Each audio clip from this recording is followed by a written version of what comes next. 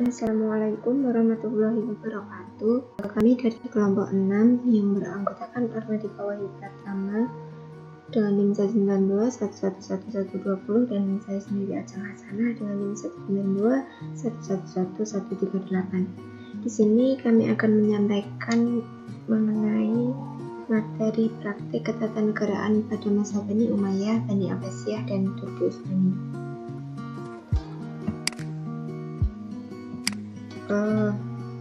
Yang pertama yaitu pada masa Bani Umayyah. Setelah berakhirnya masa Khulafaur Rasyidin, maka pemerintahan dipegang oleh Bani Umayyah yang di bawah kepemimpinan Muawiyah bin Abi Sufyan, di mana Muawiyah ini merupakan sosok politikus yang cerdas. Beliau mengangkat kembali para pegawai yang pernah dipecat pada masa pemerintahan Ali. Praktik kenegaraan yang pertama yaitu ada Muawiyah ini memindahkan ibu kota pemerintahan ke Damaskus, di mana kota Damaskus merupakan tempat Muawiyah mendapat dukungan dari rakyat. Damaskus juga terletak di antara daerah-daerah kekuasaan Bani Umayyah.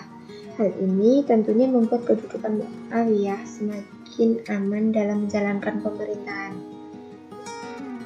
Kemudian Muawiyah bersama kaum Bani Umayyah juga melakukan ekspansi wilayah atau perluasan wilayah,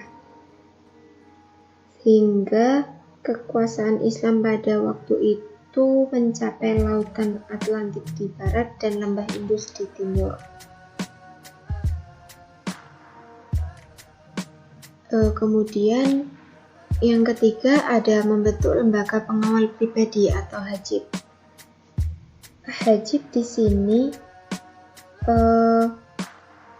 dibentuk dengan tujuan untuk berjaga-jaga supaya kejadian yang menimpa Ali tidak terulang kembali, di mana kejadian pada masa pembunuhan Ali itu supaya tidak terulang pada masa pemerintahan Muawiyah ini.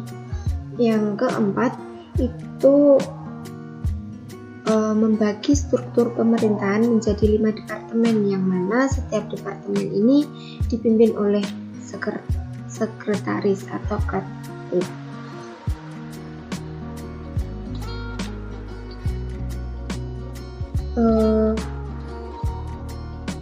Jadi struktur pemerintahan itu dibagi menjadi 5, yaitu Diwan Al-Jun atau militer, Diwan Al-Kharaj perpajakan dan keuangan, Diwan Al-Rasail surat menyurat, Diwan Al-Khatam arsip dan dokumentasi negara, dan yang terakhir Diwan Al-Barid layanan pos dan registrasi penduduk.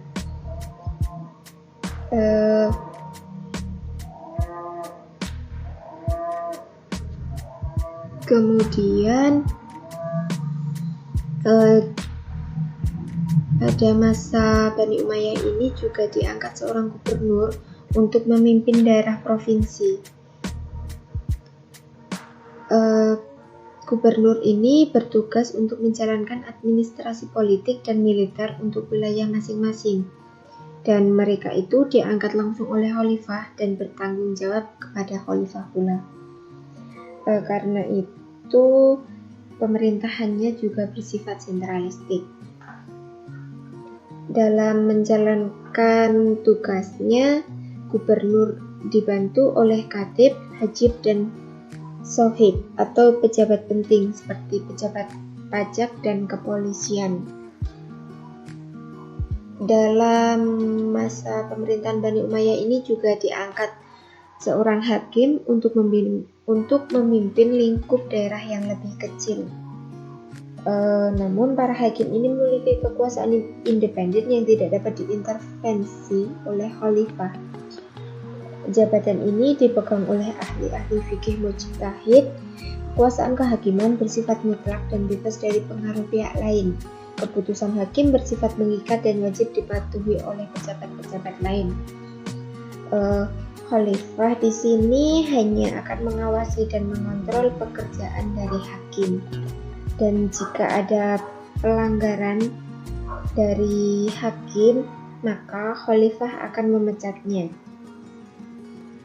Dari hal ini menunjukkan bahwa Bani Umayyah masih mempertahankan tradisi Khulafaur Rasyidin, yaitu tetap memisahkan jabatan eksekutif dan yudikatif.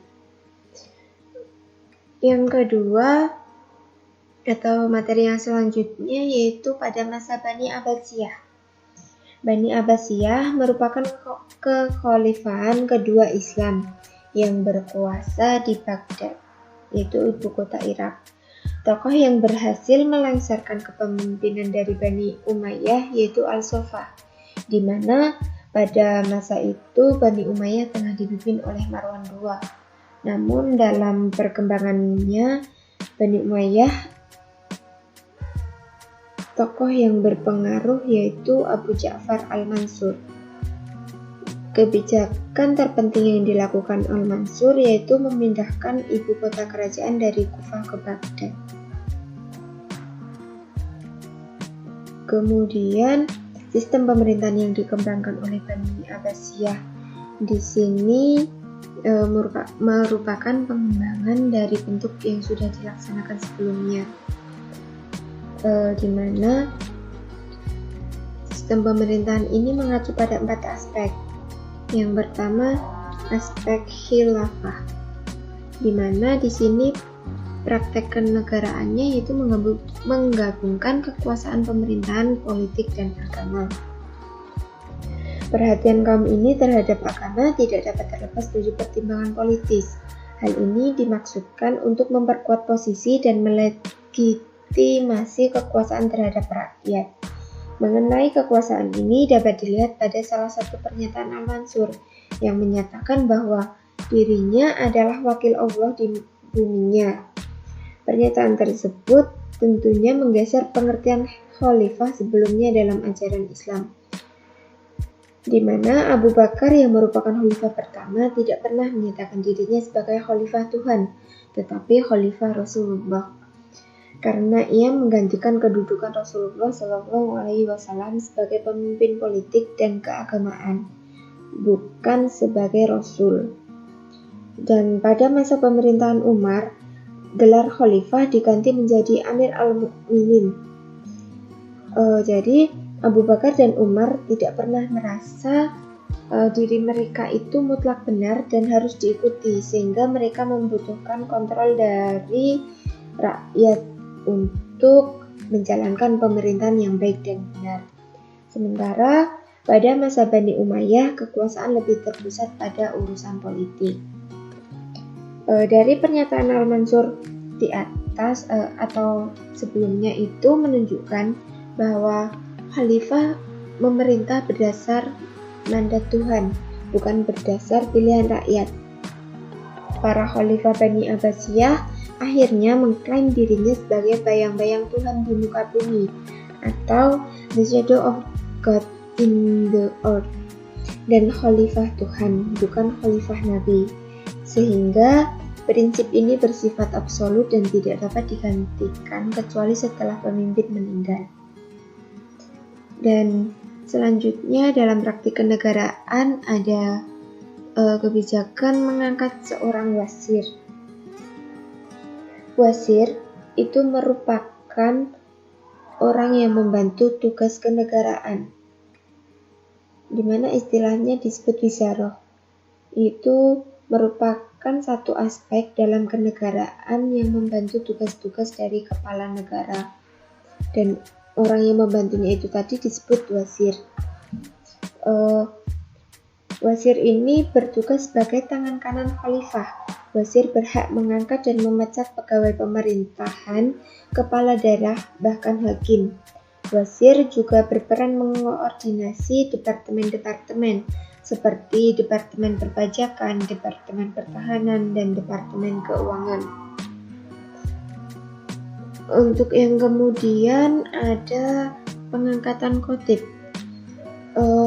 Dalam menjalankan tugas, seorang wasir membutuhkan seseorang untuk mengordinasi setiap departemennya. Untuk itu diangkatlah khatib untuk menempati setiap departemen.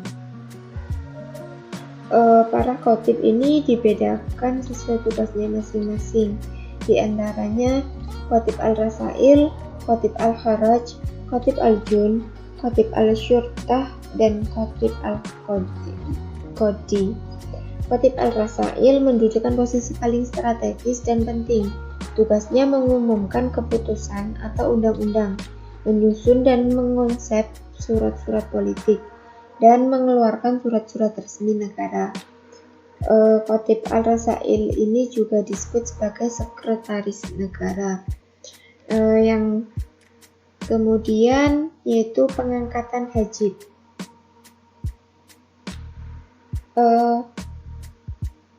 Hijabah berarti pembatas atau penghalang. Dalam sistem Bani Abbasiyah, hajib itu tugas hijabah tadi itu berarti pengawal khalifah, karena tugas mereka membatasi atau menghalangi agar semua orang tidak bebas bertemu dengan khalifah Bani Abbasiyah. Hal ini juga dilakukan dengan tujuan supaya khalifah terjaga keamanannya, di mana pada masa Bani Abbasiyah orang tidak diizinkan memasuki kawasan istana dan bertemu khalifah. Ketika mereka akan bertemu khalifah, mereka akan ditanya terlebih dahulu oleh para hajib mengenai maksud dan tujuannya.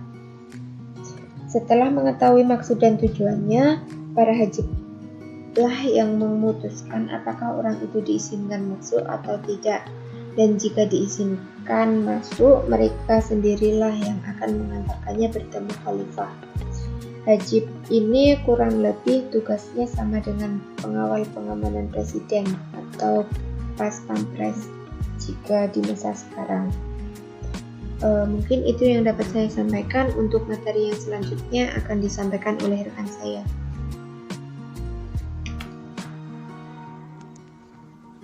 Sistem politik yang diajarkan oleh pemerintahan Bani Abbasiyah antara lain: 1. Para khalifah tetap dari bangsa Arab, dan sementara para menteri, gubernur, panglima perang, dan pegawai lainnya banyak dipilih dari keturunan Persia dan Mawali.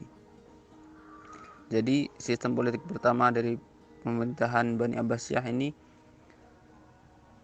memilih khalifah dari asli bangsa Arab, dan sementara pemerintahan gubernur, panglima perang, dan pegawai lain-lainnya dipilih dari keturunan Persia dan keturunan Mawali. Yang kedua, kota Baghdad tetap ditetapkan sebagai ibu kota negara dan menjadi pusat kegiatan politik, ekonomi, dan kebudayaan. Sistem politik yang kedua ini, Bani Abbasiyah menetapkan kota Baghdad sebagai ibu kota, pusat dari semua pemerintahan Bani Abbasiyah, mencakupi diantaranya kegiatan politik, ekonomi, dan kebudayaan, dan lain sebagainya. Sistem politik Bani Abbasiyah yang ketiga yaitu kebangsaan berpikir dan berpendapat mendapat porsi yang tinggi. Jadi Bani Abbasiyah ini membebaskan berpikir dan berpendapat sebagai kedudukan porsi yang tertinggi. Dan sistem politik yang selanjutnya, ilmu pengetahuan dianggap sebagai sesuatu yang sangat penting dan mulia. Bani Abbasiyah ini mengajukan atau menetapkan ilmu pengetahuan sebagai sesuatu yang sangat penting yang diterapkan oleh bangsa Bani Abbasiyah. Dan sistem politik yang terakhir, para menteri turunan Persia diberi kekuasaan penuh untuk menjalankan tugasnya dalam pemerintahan. Para menteri-menteri yang diambil dari keturunan Persia ini diberikan kekuasaan yang sangat penuh dan dalam untuk menjalankan tugasnya dalam sistem pemerintah Bani Abbasiyah. Selanjutnya, pemerintahan Turki Utsmani. Praktek kenegaraan Bani Turki Utsmani itu terbagi menjadi 8 bagian. Yang pertama, Ekspansi wilayah.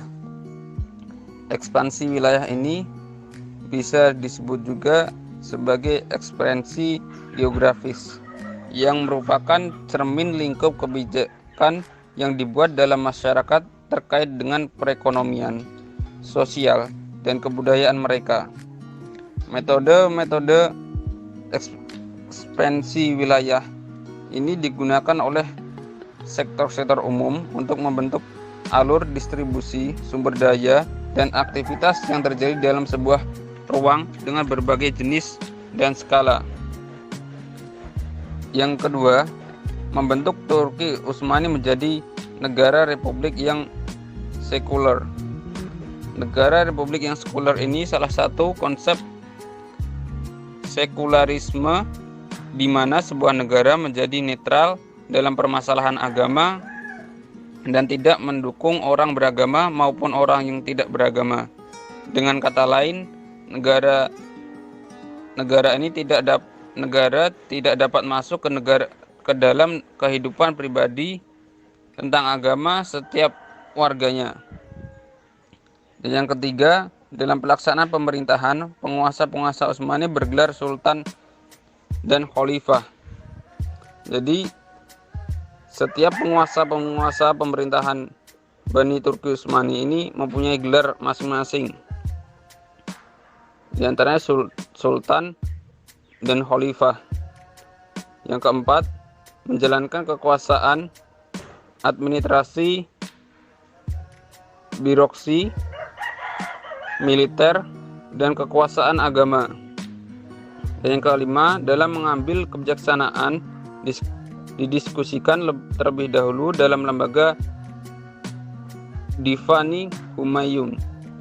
Divani Humayun dalam bahasa Inggris Imperial Control atau Imperial Divan, yang artinya kabinet de facto Kekaisaran Ottoman untuk sebagai besar sejarahnya.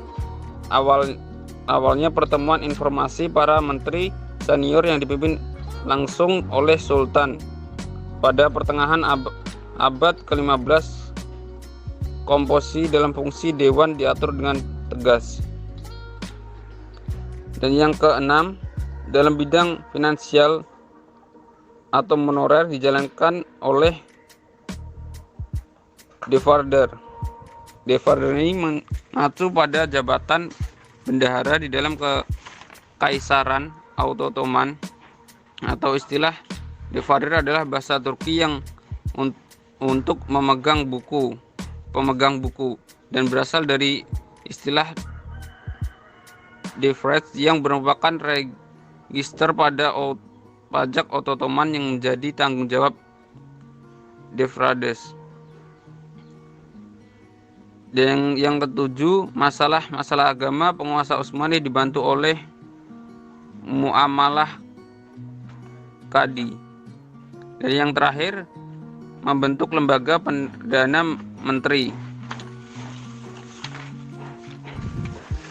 Mungkin cukup sekian yang bisa saya sampaikan, kurang lebihnya mohon maaf. Syukran, wassalamualaikum warahmatullahi wabarakatuh.